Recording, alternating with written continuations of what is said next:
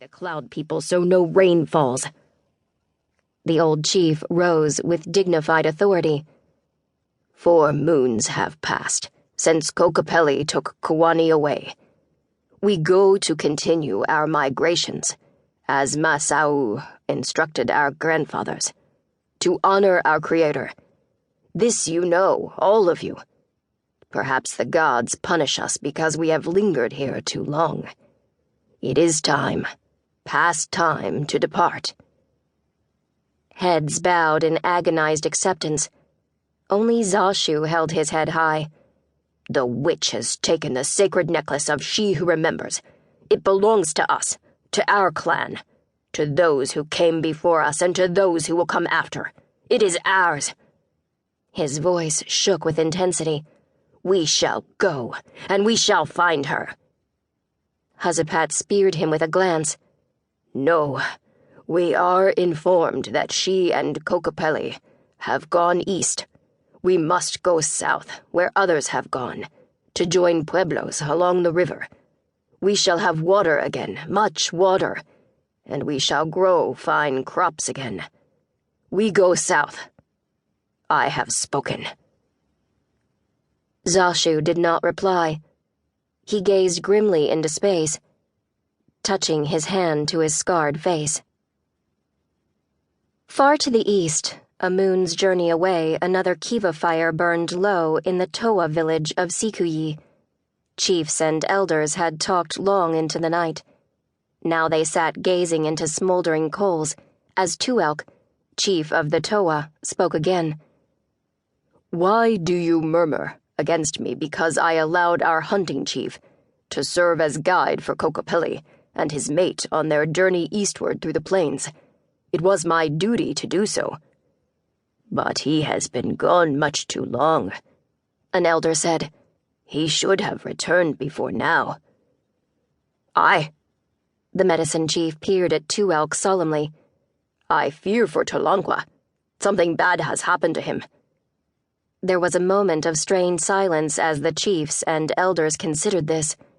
Shadows danced eerily on the kiva walls. Far away, wolves howled in the night.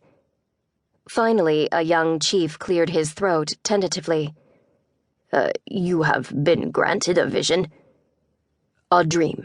I saw our hunting chief in great danger. I saw a struggle and blood.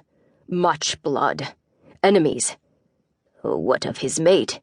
Danger. He shook his head. That is all I know.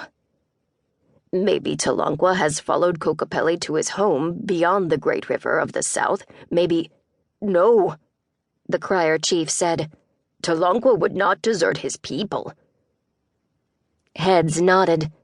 Tolonqua was the best hunting chief the Towa ever had, and intensely loyal. Never would he desert his people. It was I who had a vision, the Sun Chief said quietly. I saw our village abandoned. All of us gone. There were shocked murmurs. Why? The gods are displeased. That is why something has happened to our hunting chief. We are being punished. An aged elder shook a bony finger at Tuelk. Surely they are displeased that you allowed Tolonqua to serve as guide and protector to Kokopelli, the Toltec and She Who Remembers, the Anasazi. We are Towa and protectors of our own. Again there was silence.